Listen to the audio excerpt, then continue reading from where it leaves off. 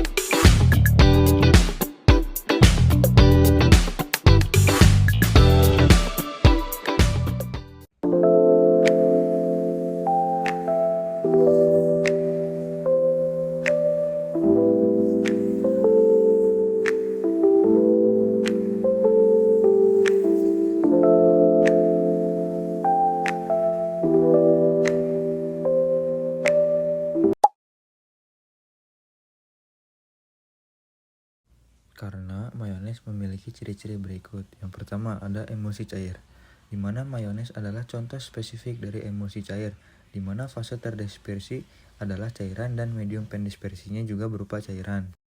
Yang kedua, karena adanya peran emulgator. Secara alami, minyak dan air akan terpisah karena perbedaan kopolaran agar bisa menjadi koloid yang stabil. Mayones membutuhkan emulgator. Dalam mayones, kuning telur berfungsi sebagai emulgator. Kuning telur mengandung molekul bernama lecitin. Satu ujung molekul lecitin bersifat hidrofilik dan ujung lainnya bersifat lipofilik. Lecitin bekerja dengan cara membungkus tetesan minyak kecil sehingga mereka tidak bisa bergabung kembali satu sama lain, menjaganya tetap tersebar merata dalam air. Yang ketiga yaitu ukuran partikel. Campuran disebut koloid jika ukuran partikelnya berada di antara 1 nanometer hingga 100 nanometer. Pada mayones, tetesan minyak dipecah menjadi ukuran mikroskopis yang cukup kecil untuk tetap melayang, namun cukup besar untuk memberikan tekstur kental dan warna putih susu. Pada pembelajaran matematika, di sini aku menggunakan matriks untuk menyusun data, alat, dan bahan. Matriks itu adalah susunan bilangan yang diatur dalam baris dan kolom.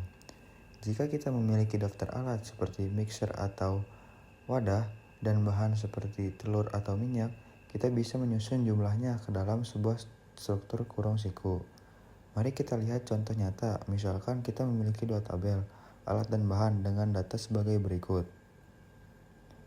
Nah, kita akan memindahkan ke dalam bentuk matriks A, maka bentuknya menjadi pada baris mewakili kategori alat dan bahan, sedangkan kolom mewakili jenis alat dan bahannya. Pada pembelajaran informatika, berfungsi sebagai merancang dan memproduksi video mulai dari naskah, perekaman, hingga proses editing dengan menggunakan teknologi digital. Jadi kesimpulannya adalah, melalui pembuatan maya seni, kita dapat memahami bahwa pembelajaran tidak hanya berasal dari satu bidang ilmu saja, tetapi dapat terintegrasi dari berbagai mata pelajaran. Dalam kimia, kita dapat mempelajari konsep koloid, emulsi yang terjadi pada mayones. Dalam matematika, kita mengolah dan menganalisis data menggunakan matriks. Dalam bahasa Indonesia, kita menyusun laporan dan menyampaikan informasi secara sistematis dan ilmiah. Sementara itu, pada informatika, kita memanfaatkan teknologi untuk merancang dan mengedit video pembelajaran yang menarik. Dengan adanya integritas ini, pembelajaran dapat lebih bermakna, aplikatif, dan menyenangkan. Cepat pulang, cepat